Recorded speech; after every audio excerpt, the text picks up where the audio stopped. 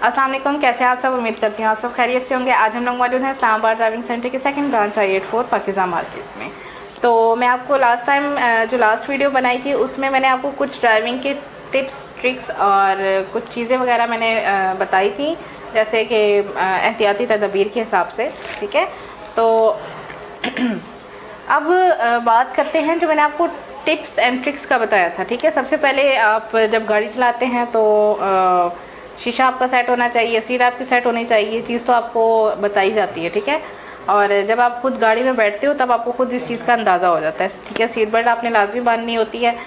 तो इसके बाद आता है स्टीयरिंग। ठीक है, जब आप स्टीयरिंग को पकड़ते हैं, स्टीयरिंग घुमाना होता है, तो जाहिर सी बात है आपने स्टीयरिंग किस तरीके से पकड़ना है। एक मतलब कि ड्राइविंग के उसूलों में से अगर आप देखा जाए, वैसे तो आप कहते हैं कि भाई किसी तरह भी पकड़ लो, ठीक है, लेकिन जो मेन तरीका होता है वो होता है, आपने देखा होगा जो आपका स्टीयरिंग होता है वो होता है गोल सर्कल में। ठीक है, ये एक घड़ी की शेप में होता है। ठीक है, अब आपने जब इस स्टीयरिंग को पकड़ना होता है तो वो भी एक घड़ी की शेप में होता है। ठीक है, अब घड़ी में जहाँ 3 बजते हैं वहाँ आपने अपना राइट हैंड रखना होता है, और जहाँ पे 9 बजते हैं वहाँ पे आपने अपना लेफ़्ट हैंड रखना होता है। तो मतलब आपका आमने सामने हाथ होता है, स्टीयरिंग आपने इस तरीके से पकड़ना होता है। ठीक है, वैसे 2 तरीके होते हैं, एक जो है 3 और 9, ठीक है, और दूसरा तरीका होता है 2 और 10। ठीक है, 3 से ऊपर होता है 2 और फिर उसके ऊपर होता है 10। ठीक है, या तो आप इस तरीके से पकड़ेंगे या आप इस तरीके से पकड़ेंगे। ठीक है, स्टीयरिंग को तो जब भी आपने गाड़ी चलानी होती है तो आपने स्टीयरिंग को इन्हीं 2 मेथड से गाड़ी के स्टीयरिंग को पकड़ना होता है।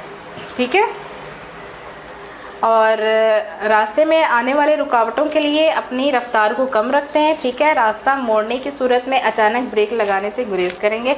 हाँ, जैसे कि जब आप अचानक किसी भी गली में टर्न करते हैं या यू टर्न करते हैं, या आप किसी भी लाइन में जा रहे होते हैं, किसी लाइन को ज्वाइन कर रहे होते हैं, तो डेफिनेटली आपने ब्रेक लगा के अपनी स्टीयरिंग को नहीं घुमाना होता है। स्टीयरिंग को आपने जहाँ पे जा रहे होते हैं वहाँ पे भी आपने हल्का सा टर्न करना होता है। जैसे अगर आप लाइन को कर रहे हैं ज्वाइन, ठीक है, जैसे आप राइट लाइन को कर रहे हैं, आपका हाथ ऐसे है, ठीक है, तो आपने हल्का सा इसको टर्न करना है, बिल्कुल लाइट सा, कि पता भी ना लगे। ठीक है, इस तरीके से आपने स्टीयरिंग का इस्तेमाल करना होता है। ठीक है, उसके बाद आता है ब्रेक लगाना। ठीक है, ब्रेक लगाने के जो तरीके होते हैं, अब जब भी आप ब्रेक लगाते हैं तो आपका जो पाँव होता है, आपकी एड़ी जो है वो ज़मीन पे होनी चाहिए, और आपका जो पंजा होता है वो आपका ब्रेक के ऊपर होना चाहिए।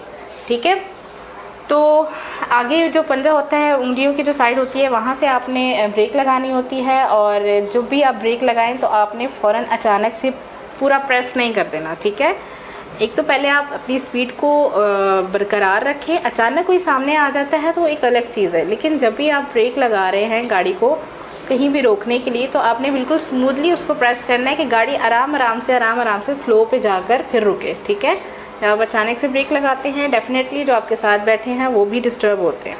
ठीक है, तो और आपको पता है जितनी तेज़ रफ्तार होगी उस हिसाब से आपने अपनी ब्रेक को लगाना है। जैसे फॉर एग्जांपल आप बहुत ज़्यादा तेज़ स्पीड में आ रहे हैं और अचानक कोई सामने आ गया, तो डेफिनेटली आपको ज़ोर से ब्रेक लगानी पड़ेगी, लेकिन उसमें भी लगाने का एक तरीका होता है। ठीक है, ये नहीं कि आपने उठाया पाँव उसके ऊपर दबा दिया। ठीक है, इस तरह तो यही होगा कि जो आप बैठे हैं और आपके साथ बैठे हैं वो छल के गाड़ी के शीशे से बाहर ही होंगे। ठीक है, तो इसलिए आपने बहुत तरीके से ब्रेक लगानी होती है और स्मूथली लगानी होती है। ठीक है, और हमेशा ब्रेक लगाने के लिए आप अपना राइट पाँव यूज़ करते हैं। ठीक है, लेफ़्ट पाँव कभी नहीं यूज़ करते हैं ब्रेक लगाने के लिए। ठीक है, हमेशा रेस और ब्रेक के लिए राइट वाला पाँव यूज़ होता है और क्लच के लिए लेफ़्ट वाला पाँव यूज़ होता है। ठीक है, तो इस वीडियो में मैंने आपको 2 चीज़ों के बारे में बताया, स्टीयरिंग और ब्रेक लगाने के तरीके को। ठीक है, कि आपने स्टीयरिंग कैसे पकड़ना है और ब्रेक कैसे लगानी है। नेक्स्ट इंशाल्लाह मैं आपको नेक्स्ट वीडियो में बताऊंगी। तो तब तक के लिए अल्लाह हाफ़िज़।